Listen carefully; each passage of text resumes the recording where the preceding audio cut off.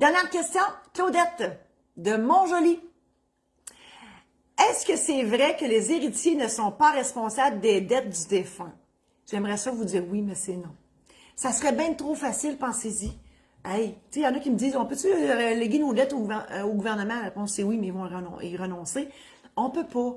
Si on accepte une succession, on accepte le plus et le moins. Donc, les actifs et le passif. Martine va vous mettre, si ce n'est déjà fait, non, c'est pas le fait, c'est la première fois qu'on parle de ça. Ah, c'est fait? Ah, on en a parlé tantôt. Vous avez juste à remonter les commentaires. Martine a mis le programme en ligne, merci, sur les successions. Il y a un aide-mémoire aussi. Ça vous explique en quoi consiste un règlement de succession, qu'est-ce qu'on fait, pourquoi, qu'est-ce qu'il faut faire, etc.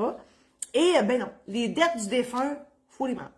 Donc, normalement, on fait le compte-rendu ou l'inventaire, si vous voulez, des actifs, des passifs. Puis si vous n'êtes pas sûr de la solvabilité de la succession, parce que là, ce que je comprends, c'est peut-être qu'il y a plus de passifs que d'actifs. Puis, tu sais, si mettons, je sais pas s'il y a quelqu'un de décédé, on dirait que ça me dit que oui. Si c'est le cas, mes sympathies. Mais, en fait, c'est que si vous n'êtes pas sûr, tu sais, si c'est pas votre conjoint, si c'est un grand-père, puis là, vous dites, oh mon Dieu, y a-tu fait des affaires dans sa vie que je sais pas? Ben, si vous voulez vraiment être certaine, vous devez faire un inventaire notarié avec un avis dans le journal qui vient dire que il y a un inventaire notarié au bureau du notaire pour la succession d'un tel. Vous avez 60 jours pour aller voir si votre créance, elle est consignée au registre, à l'inventaire, pardon. Et, bien évidemment, il faut avoir une preuve. Donc, les créanciers de la personne décédée viendront chez le notaire, montreront la facture, le contrat, peu importe, à l'effet que la personne décédée leur devait des sous.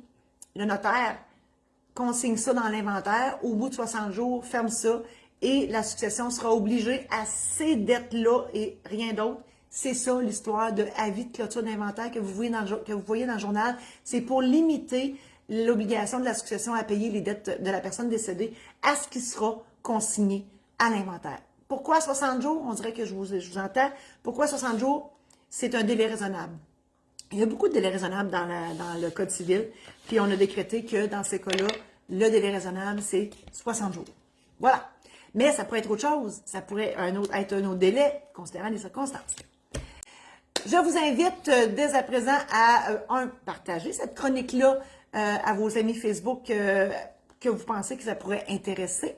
Je vous invite à consulter mon site internet marie-josée-saint-laurent.com qui est toujours en ébullition et en amélioration. Je rajoute des affaires. Mon site internet de la maison d'édition saint-laurent.com pour mes ouvrages, donc mes anecdotes, mes aides-mémoires, les guides sur mariage, succession, testament, etc.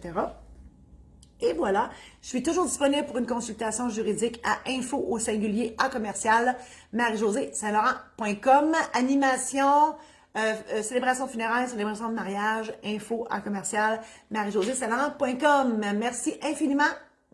À la semaine prochaine.